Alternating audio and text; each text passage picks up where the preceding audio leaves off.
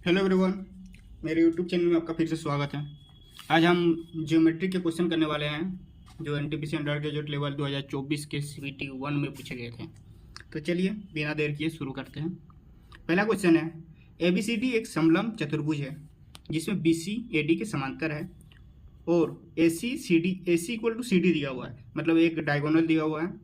यदि ABC 18 degree है और एंगल बी ए सी 93 डिग्री है तो ए सी डी कितना होगा। तो जैसे एक अगर हम लोग क्या बोल ए सी इक्वल टू सी डी दिया हो, जैसे एक डायगोनल होता और अगर ये सी डी होता तो ये दोनों इक्वल होता। फिर इसको अगर हम ऐसा करते हैं जिसमें ये दोनों समांतर है ए बी सी डी, तो ये आपका बी सी ए डी के समांतर है और एक डायगोनल दिया हुआ है। फिर बोल रहा है ये दोनों इक्वल है। एंगल ए बी सी ये आपका 18 डिग्री है। फिर एंगल बी ए सी ये आपका 93 डिग्री है। तो एंगल ए सी डी कितना होगा, तो एंगल ए सी डी कितना होगा। ठीक है, तो देखिए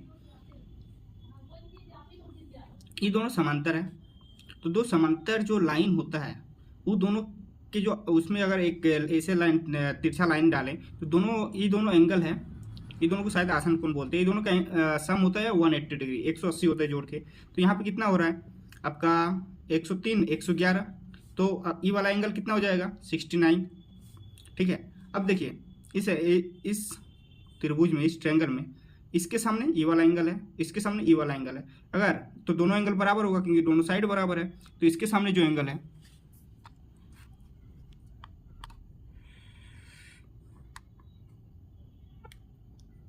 तो देखिए इसके सामने जो एंगल है वो दोनों एंगल बराबर होगा। थोड़ा सा यहाँ पे दिक्कत हो गया था, कैमरा झुक गया था। तो यहाँ पे अगर 69 डिग्री है तो 69 है तो इधर वाला भी 69 होगा। 69 कैसे आया, देखिए यहाँ 93 दिया हुआ है, यहाँ 18 दिया हुआ है, दोनों समांतर है। दोनों यहाँ का जो ई वाला कोण है पूरा बी ए डी उसको मिलाकर और ई वाला बी वाला एंगल मिलाकर 180 होगा। तो दोनों अभी ऐड होके जो दिया हुआ है वो 111 है, तो बचा हुआ 69 हो गया। फिर इस ट्रायंगल में ये दोनों साइड इक्वल है तो दोनों का एंगल भी इक्वल होगा, ये 69 तो ये भी 69। तो दूसरा वाला कितना होगा, देखिए टोटल तो 180 होना चाहिए, तो 90 हम लोग 180 में इसको माइनस भी कर सकते हैं। हम सिंपल कर रहे हैं, दोनों को 90 में माइनस कर दे रहे हैं। तो यहाँ पर 90 में माइनस करेंगे 21, यहाँ पर भी 21, तो ये वाला हो जाएगा 42 डिग्री। तो 42 डिग्री हो गया आंसर आपका। नेक्स्ट वाला देखते हैं, एक समबाहुभुज में 30 भुजाएं हैं तो अंतःकोण कितना होगा। फॉर्मूला क्या होता है 180 माइनस 360 बाई एन। इसको ऐसे भी लिख सकते हैं, 180 को कॉमन ले लेते हैं और एन ऊपर चल जाएगा, एन माइनस 2 बाई एन, ऐसे भी लिख सकते हैं। तो कितना हुआ 180 हुआ इधर, और 360 में 30 करेंगे तो कितना टाइम में जाएगा। जैसे अगर यहाँ 30 होता तो 12 टाइम में कट जाता, 12 तो 168 डिग्री एंगल बन जाएगा। ठीक है, नेक्स्ट क्वेश्चन पे आते हैं। एबीसीडी एक चतुर्भुज है जिसमें ए बी समांतर डी सी है तथा ई और एफ क्रमशः विकर्णों ए सी और बी डी के मध्य बिंदु है। तो यदि ए बी दिया हुआ 45 centimetre 96 centimetre, B C D दिया हुआ 53 सेंटीमीटर, ए डी दिया हुआ है 37 सेंटीमीटर, तो ई एफ निकालना है। यहाँ पे जितना भी दिया हुआ है लगभग सबका जो वैल्यू है बहुत ज़्यादा काम के नहीं है, सिर्फ ए बी और डी सी का ही काम का है। क्योंकि फार्मूला क्या होता है, जो विकर्णों के मध्य बिंदु है उसको मिलाएंगे, जैसे यहाँ पर ई और एफ को मिलाएंगे, विकर्णों का जो मध्य बिंदु होगा उसको मिलाएंगे तो उसका लेंथ होता है जो समांतर भुजाएं हैं उनका डिफरेंस बटा 2, मतलब A B minus D C plus minus जो भी आए प्लस में बदल जाएगा बटा 2। तो कितना ए बी 45 है और सी डी या डी सी 53 डिग्री है, तो 53 सेंटीमीटर है, तो 8 हो जाएगा डिफरेंस बटा 2 इक्वल टू 4 सेंटीमीटर हो जाएगा आपका आंसर। ठीक है, इसमें आपका फिगर बनाने का भी जरूरत नहीं है। नेक्स्ट आता है 7 सेंटीमीटर त्रिज्या वाले अर्धवृत्त की परिधि क्या हो। अर्धवृत्त क्या होता है, इस टाइप का अर्धवृत्त होता है। तो ये तो वृत्त का आधा हो गया, प्लस इसको ऐड करना है 2r, तो वृत्त का आधा है तो 2 पाई आर होता है, तो पाई आर प्लस 2r हो जाएगा। तो पाई कितना है, इतना, आर कितना है 7 प्लस 2r मतलब 14 कट जाएगा 1 टाइम में।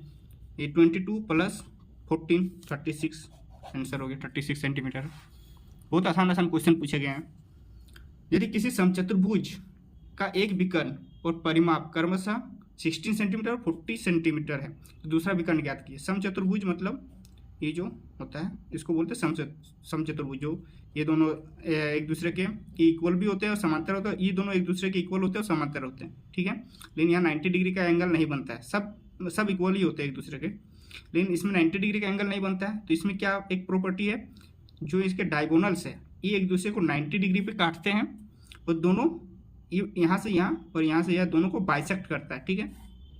तो बोल रहा परिमाप 40 सेंटीमीटर है। अगर 40 सेंटीमीटर परिमाप है तो एक साइड कितना हो जाएगा 10 सेंटीमीटर, क्योंकि 4A होगा, 4A इक्वल टू 40, तो A इक्वल टू 10 सेंटीमीटर, तो ये 10 सेंटीमीटर हो गया। दूसरा बोल रहा विकर्ण है 16 सेंटीमीटर, मान के चले इसको ले लेते हैं हम 16, सॉरी पूरा विकर्ण है 16, तो ये हाफ हो जाएगा क्योंकि बाइसेक्ट करता है यहाँ, तो ये हो जाएगा 8, यहाँ से यहाँ 8। तो देखिए ये 90 डिग्री है, 90 डिग्री के सामने जो होता है वो हाइपोटेनस है, हाइपोटेनस 10 दिया हुआ है और एक साइड 8 दिया हुआ है, तो ये एक ट्रिपलेट बनाता है। क्या होता है 6, 8 और 10, इधर वाला ऑटोमेटिक 6 हो जाएगा, तो यह हाफ 6 हुआ तो पूरा हो जाएगा 12 सेंटीमीटर, तो 12 सेंटीमीटर आपका आंसर हो गया। नेक्स्ट पे आते हैं, 9 सेंटीमीटर त्रिज्या वाली एक वृत्ताकार चाप से एक त्रिज्यखंड बनाया गया जो केंद्र पर 18 डिग्री का कोण अंतरित करता है। तो परिमाप बताना है त्रिज्यखंड का। तो अगर एक वृत्त ले, इसमें अगर 18 डिग्री का कोण, अगर 18 डिग्री है तो इसका परिमाप कितना होगा पूरा चाप का, ई वाला लेंथ, फिर 2r, देखिए दोनों r है 2r हो जाएगा। तो ई वाला लेंथ कितना होता है, जितना आपका परिमाप है उसी फॉर्मूला पे लगता है, पाई दिया हुआ है 2 पाई r होता है into r, 9 centimetre into 18 degree है, पूरा 360 का 18 पार्ट है तो 18/360, ठीक है।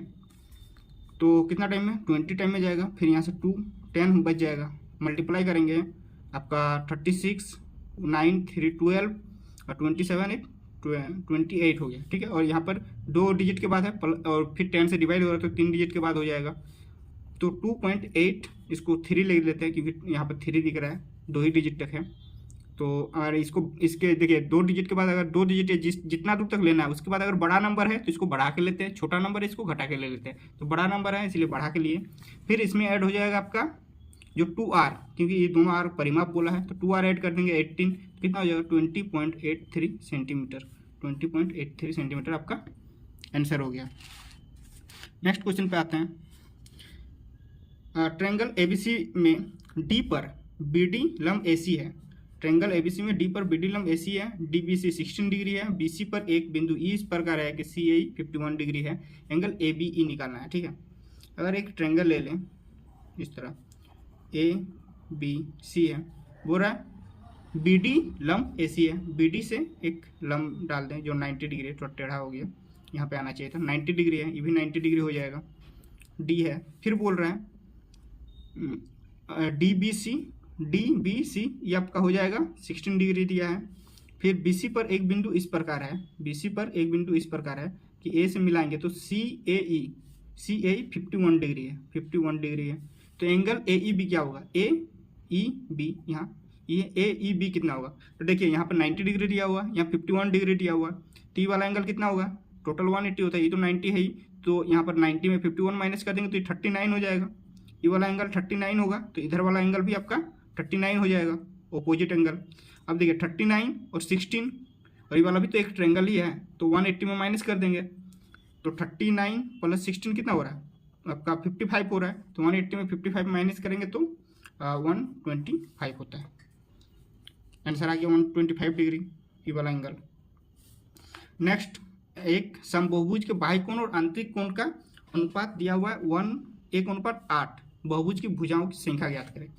तो बाह्य कोण कितना होता है, बाह्य कोण एक निकालेंगे तो टोटल बाह्य कोण, कोई भी बहुभुज दिया हुआ है बाह्य कोण टोटल होगा आपका, सम करेंगे तो 360 डिग्री, और इसमें मान के चलते n भुजा हैं, इसको डिवाइड करना है क्योंकि ऊपर पहले बाह्य कोण दिया हुआ है, एक समचतुर्भुज के मतलब अंतःकोण का, ठीक है, समबहुभुज के, तो अंतःकोण क्या होता है 180 degree, n-2 divided by n, तो ये n कट जाएगा इक्वल टू 1/8 है, ठीक है।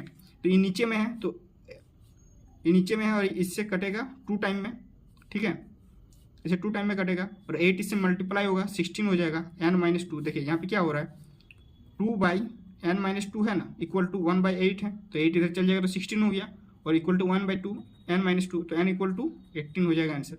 इसको ऑप्शन से भी बनाते तो शायद जल्दी बन जाता। नेक्स्ट क्वेश्चन पे आते हैं अब, यदि किसी त्रिभुज का क्षेत्रफल 1080 सेंटीमीटर स्क्वायर है, उसकी भुजाएं 5, 12 और 13 के अनुपात में है। तो देखिए ये भी एक राइट एंगल ट्रायंगल है, क्योंकि हम लोग को पता है ये 5, 12, 13 ट्रिपलेट बनाता है, अनुपात में है। तो भुजाओं का परिमाप क्या होगा, तो हम डायरेक्ट फार्मूला बैठा देते हैं। हम मान के चलते हैं कि भुजाएं मतलब 5 के बेस होगा और 12 के से हम लोग मतलब एक अनुपात को कांस्टेंट मान लिए हैं, उसको मल्टीप्लाई कर दिया। 12 के आपका हो जाएगा परपेंडिकुलर, तो 5 के इंटू 12 के इक्वल टू 1080 है। तो 5 से कट गया 6 टाइम में, तो 30 के square equal to 1080 centimetre square है। फिर इससे कटेगा 36 टाइम में, तो के इक्वल टू आपका निकल जाएगा 6, ठीक है, के 6 निकल जाएगा। तो सबसे के मल्टीप्लाई में है देखिए यहाँ पर, तो लेकिन ऐड कर रहे हैं, तो अगर हम के को कॉमन ले लें 5 + 12 + 13 ऐसे लिख सकते हैं आप, जैसे इसको लिख सकते हैं 5 के 12 के + 13 के, तो उसमें के कॉमन ले लिए, ऐड करेंगे तो कितना होगा आपका 17, 30 इंटू के, तो के आपका आया है 6, 30 इंटू के 180 सेंटीमीटर हो गया आंसर। एग्जाम में इसी तरह जल्दी बनाना है बिना ज़्यादा सोचे, और जो अप्रोच आपको पहली बार में दिख गया उसी पे लगे रहना है, उससे भी बन जाएगा। ये वाला क्वेश्चन पे थोड़ा सा रफ हो गया था, माफ कीजिएगा, क्योंकि शॉर्टकट में बनाने की कोशिश कर रहे थे। एक समबाहु त्रिभुज का परिमाप इतना सेंटीमीटर है, त्रिभुज का क्षेत्रफल ज्ञात कीजिए। देखिए कोई भी नंबर हो, हम लोग समबाहु त्रिभुज है, समबाहु त्रिभुज का फॉर्मूला क्या होता है, √3/4 a², ठीक है। तो इसको लिख सकते हैं √3a/2 का होल स्क्वायर, √3 सब में मल्टीप्लाई है, तो यहाँ जो नंबर आएगा वो एक परफेक्ट स्क्वायर नंबर आएगा। हम ए का वैल्यू निकाल के भी कर सकते हैं, जैसे वो बाद में करेंगे, पहले यहाँ पर देख लेते हैं शॉर्टकट में क्या होता है। तो ये होल स्क्वायर आएगा एक, मतलब परफेक्ट स्क्वायर नंबर आएगा। देखिए यहाँ पर 1276 है, तो यहाँ पर निकाल रहे थे 1276 परफेक्ट स्क्वायर नंबर होता है नहीं, क्यों 1296 होता है स्क्वायर परफेक्ट स्क्वायर नंबर, तो इससे कम है। यहाँ पर आपका ये वाला परफेक्ट स्क्वायर होगा ही नहीं, क्योंकि 3 दिया हुआ है, ये वाला भी नहीं है। और यहाँ पर अगर हम देखें तो 35 का होता है स्क्वायर, 12, 25, और अगर इससे कितना कम है 100 नहीं है, 90, 89 कम है शायद, 91, 85 कुछ भी कम है, छोड़िए निकाल लेते हैं। तो इसका नीचे वाला स्क्वायर कितना होगा 69, अगर माइनस कर देंगे 35 था तो 69 माइनस कर देंगे तो ये 34 का स्क्वायर निकल जाएगा। 69 माइनस करेंगे कितना होगा 6, आपका यहाँ 5, 1156 होता है 34 का स्क्वायर, तो ये भी स्क्वायर नहीं है, तो बच गया ये। और ये किसका स्क्वायर होता है 37 का, देखिए ये होता है 37 का स्क्वायर होता है, तो ये वाला आंसर हो गया, ये आपका आंसर होगा, बाकी आंसर नहीं होगा। और अगर ए निकालते हैं, यहाँ 2, 2, 2 दिया हुआ है, समबाहु त्रिभुज है, परिमाप दिया हुआ है, 3 से डिवाइड करेंगे। यहाँ पर भी देखिए ये इस टाइप का जो नंबर रहेगा, जो 3 नंबर है वो रिपीट हो रहा है, या 6 नंबर है वो रिपीट हो रहा है, तो इसको हम लिख सकते हैं 37 इंटू ऐड कर देंगे 2 + 2 + 2 6। 37 से इस टाइप के नंबर हमेशा डिवाइड जाएंगे, जो 3 डिजिट रिपीट होते हैं, इक्वल टू 3, तो ये डिवाइड कट गया 2 टाइम में, तो 37 7